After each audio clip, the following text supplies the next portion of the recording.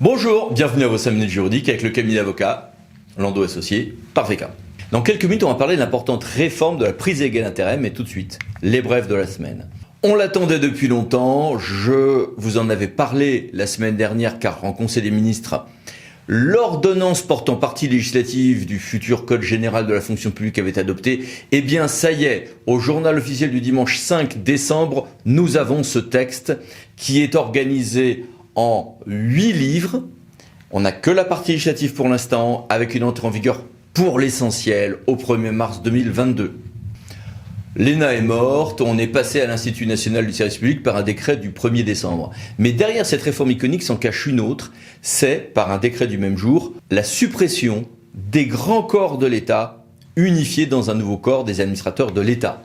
Au niveau local, réforme aussi, mais à venir, concernant les secrétaires de mairie, avec un changement de nom, secrétaire général de mairie, titre discuté, un volet revalorisation salariale, formation, reconnaissance de la complexité du métier. Un agent qui est en congé de longue durée ou de longue maladie, un agent territorial, peut-il avoir le maintien de l'IFSE? Eh ben, la réponse est non, entre guillemets, bien sûr. Est-ce que sur un emploi permanent, je peux décider finalement de ne pas nommer un agent ou un nouvel agent pour le remplacer par un prestataire privé? Non, nous dit une CA. Et puis un arrêt intéressant, Corsica Networks. Le juge nous dit, le conflit d'intérêts, entendu au sens non pas pénal, mais au sens du code de la commande publique, lorsqu'il est constitué, entraîne automatiquement une atteinte au principe d'impartialité, avec annulation de la procédure de passation du contrat ou du contrat lui-même.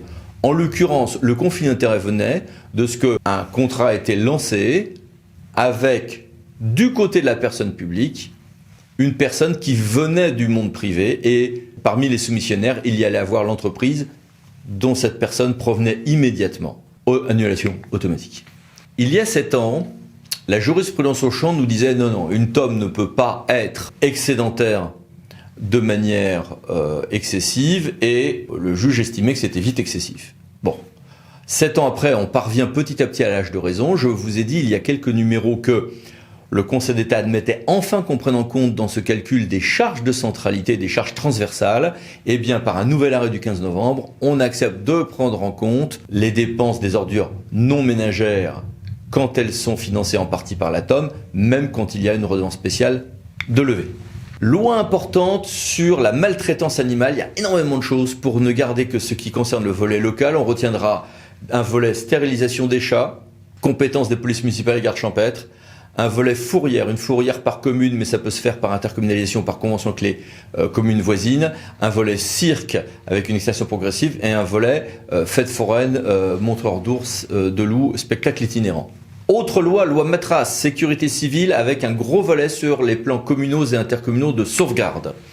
Et puis, le Conseil d'État a précisé les règles à prendre en compte pour le réexamen d'une demande quand il y a eu une annulation par le juge d'un refus de permis de construire. Réforme aussi des caractéristiques des dimensions d'affichage des avis d'enquête publique. Et puis, le sujet le plus important de cette édition, la liberté de religion. Alors, est-ce que je peux, pour mes documents d'identité, au nom de ma liberté religieuse, porter une passoire sur ma tête? Je m'explique. Le pastafarisme, c'est une parodie de religion, mais qui a réussi à se faire admettre comme religion dans un certain nombre d'endroits, au point que vous pouvez, parce que le port de la passoire fait partie de la liberté religieuse dans le pastafarisme, en Californie, en Autriche ou dans quelques autres endroits, on peut avoir des pièces d'identité avec une passoire sur la tête au nom de cette liberté religieuse. Oui, bon, c'est pas une liberté religieuse imposant que ça soit obligatoire pour tous les États d'accepter que d'avoir une passoire sur la tête, nous dit la Cour européenne des droits de l'homme, qui a gagné en rigueur ce qu'elle a perdu en humour. Et puis les mini-brèves, que voici, que voilà. Et que voilà, n'hésitez pas à mettre sur pause. Passons maintenant à notre grand dossier. Prise illégale d'intérêt, une réforme bonne à prendre. Alors, il y a énormément de règles en matière de conflit d'intérêts. Il y en a dans le Code général des collectivités territoriales, le Code forestier, le Code de l'urbanisme, le Code civil, etc. Et puis dans le droit de la fonction publique. Très bien. Attention, ces règles sont parfois plus souples, moins inquiétantes que le volet pénal correspondant et qui lui est à l'article 432-12 du Code pénal, prise illégale d'intérêt. Autrefois, on disait ingérence. Cette infraction pénale est en plus dangereuse. car elle ne sanctionne pas que les cas manifestes d'atteinte à la probité. Bien sûr que cette infraction, et c'est évidemment louable, censure ceux qui gagnent quelque chose à titre personnel au titre des missions, mandats ou fonctions publiques placées sous leur confiance. Ce qui est censuré, c'est le fait d'avoir pris, reçu ou conservé un intérêt quelconque dans des affaires dont on a l'administration, la surveillance, etc. Ok. Mais cette infraction est une redoutable arme contre les élus honnêtes et les cadres territoriaux ou de l'État irréprochables. En effet, le juge a une vision extrêmement extensive de cette infraction. D'abord, ce qui est censuré, c'est pas le fait d'y avoir gagné quelque chose, mais le simple fait qu'il y ait eu un entrechoc possible, une coexistence des intérêts. Et on se retrouve même parfois à avoir, par exemple, des élus locaux qui vont travailler sur une question d'urbanisme ou autre, qui vont exprès, la première grande affaire là-dessus en 1905, un élu a fait exprès d'y perdre. Eh bien, peu importe. C'est la simple coexistence de ces intérêts qui suffit à ce que l'infraction soit constituée. Voilà. Et c'est parce que on franchit une règle pénale avant que de franchir une règle morale que cette infraction se retrouve dangereuse et est une des plus dangereuses statistiquement, comme le montrent ces graphiques issus de l'Observatoire de la SMACL. Le juge a une vision large en effet de cette infraction. 1. Une personne sera supposée avoir cette administration ou la surveillance de cette affaire, même quand il a eu une influence indirecte, une aura particulière sur le sujet, que c'était pas dans ses délégations de fonction, mais bon, il avait un rôle important là-dessus, parfois même pour des simples participations à des réunions préparatoires. Et l'intérêt personnel sanctionnable pourra être selon le juge moral. Ça ne veut pas dire que l'on va prendre en compte des satisfactions intellectuelles, morales, politiques. Non, ça veut dire que l'on va prendre en compte l'intérêt moral qu'aura un élu ou un décideur public pour le patrimoine d'autrui qui pourra être quelqu'un de sa famille ou même désormais un ami. Ont ainsi été sanctionnés des édiles qui auraient dû ne pas participer à une décision ou utiliser une procédure de déport. Il y en a plusieurs possibles. Parce qu'un de leurs familiers, qui était déjà avant communal, avant qu'il ne soit élu, a été promu, muté. Parce qu'est condamné un adjoint au maire qui omet de sortir de la salle quand on va parler d'une subvention à une association dont il est trésorier alors qu'il est adjoint aux finances. En 1961, reprenant en fait une jurisprudence de 1905, la Cour de cassation a bien dit que cette infraction se consomme par le seul abus de la fonction, même s'il n'y a pas de gain ou d'avantage personnel. Pour caricaturer, il y a prise illégale d'intérêt, même sans intérêt. Reste quelques dérogations, cette infraction, atténuant sa rigueur dans les communes de moins de 3500 habitants, mais c'est pas toujours facile à mettre en place. Et voici beaucoup de sources en la matière, ici et là. Alors le Parlement a adopté la future loi confiance dans l'institution judiciaire. Reste à passer par le Conseil constitutionnel, mais bon, a priori, ça n'est pas l'article qui a le plus de risque de devoir être censuré.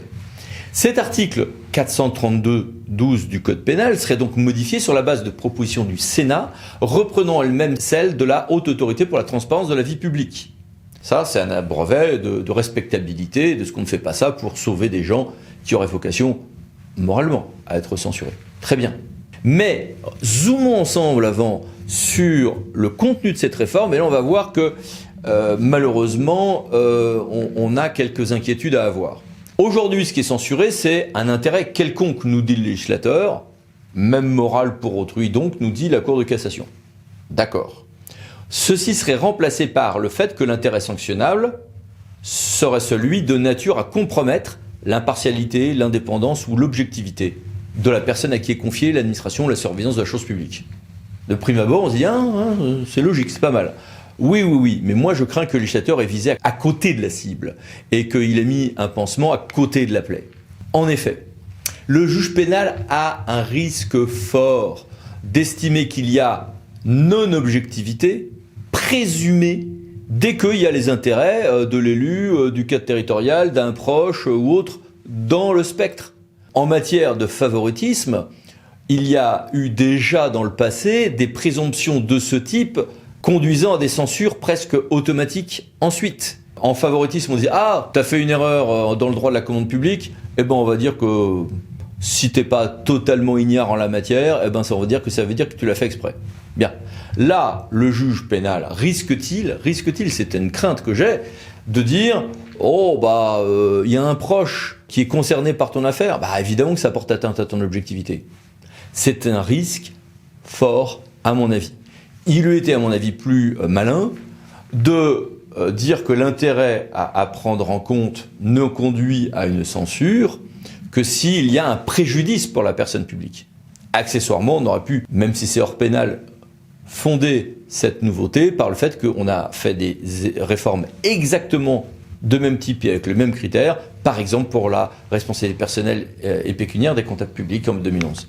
Donc, il n'est pas certain que ce texte fasse bouger les lignes et il est à craindre que du coup les acteurs publics restent en ligne de mire. Ceci dit, une réforme législative peut en cacher une autre, car nous avons par ailleurs un débat parlementaire sur le projet de loi 3DS, qui devrait aboutir au Parlement en janvier ou février 2022, et pour lesquels il est prévu qu'il n'y aurait pas d'impossibilité de prendre part à des votes et d'être considéré donc à l'affaire dans un certain nombre de cas, notamment quand on parle de rapports entre personnes publiques ou les entreprises publiques locales.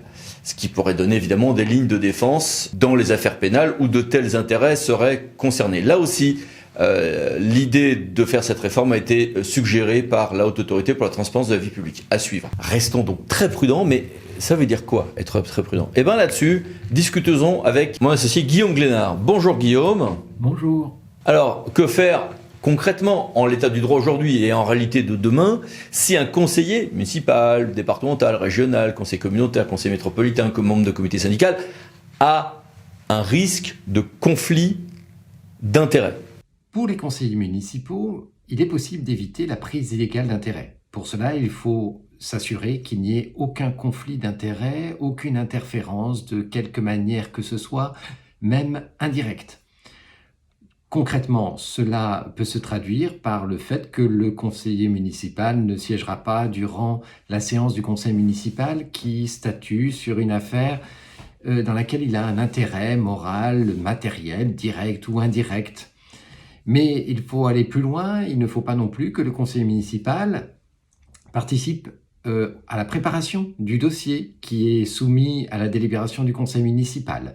Par exemple, il ne doit pas siéger dans les commissions, mais plus généralement, il ne doit pas connaître de quelque manière que ce soit du dossier. Bon, et puis si c'est un agent, bien évidemment, il va demander à ne plus être en charge des dossiers pour lesquels il a un risque de conflit d'intérêts. Mais est-ce qu'on fait de la même manière pour les élus, notamment les élus locaux? Pour les adjoints au maire et pour les vice-présidents d'un établissement public de coopération intercommunale, la question de la prise illégale d'intérêt se pose dans les mêmes termes que pour un conseiller municipal ou un conseiller communautaire. Un point de vigilance spécifique néanmoins doit être signalé, c'est celui relatif à la délégation de fonctions. Il faut s'assurer que la délégation de fonctions ne porte pas sur des domaines dans lesquels l'adjoint ou le vice-président serait en conflit d'intérêts. Si tel est le cas, il est indispensable que l'adjoint ou le vice-président demande à se déporter afin que l'affaire soit traitée par un autre adjoint, un autre VP, le maire ou bien le président de l'établissement public de coopération intercommunale. Et si cela touche l'exécutif, maire, président de collectivité? Pour ce qui concerne le maire ou le président d'un établissement public de coopération intercommunale, la question du conflit d'intérêts et de la prise illégale d'intérêts se pose avec plus d'acuité. Pour cette raison très simple qui est que le maire et le président de l'EPCI chapeautent l'ensemble des dossiers de la collectivité. Par conséquent, pour prévenir le risque de prise illégale d'intérêts, outre ce qui a été dit pour les conseillers municipaux et communautaires, il est important que lorsque ce risque apparaît, que le maire ou le président confie le dossier à un adjoint ou un vice-président avec une indication très claire, à savoir qu'il ne soit tenu d'aucune façon au courant du dossier. Parce que s'il l'était, alors cela pourrait suffire à caractériser la prise illégale d'intérêt par ce fait que le maire ou le président pourrait avoir exercé une influence sur le dossier. Merci Guillaume. Au revoir. Et merci à vous. À bientôt pour une nouvelle vidéo Les 5 minutes juridiques. Parlons de associés pour VK. Pensez à vous abonner. Merci, au revoir.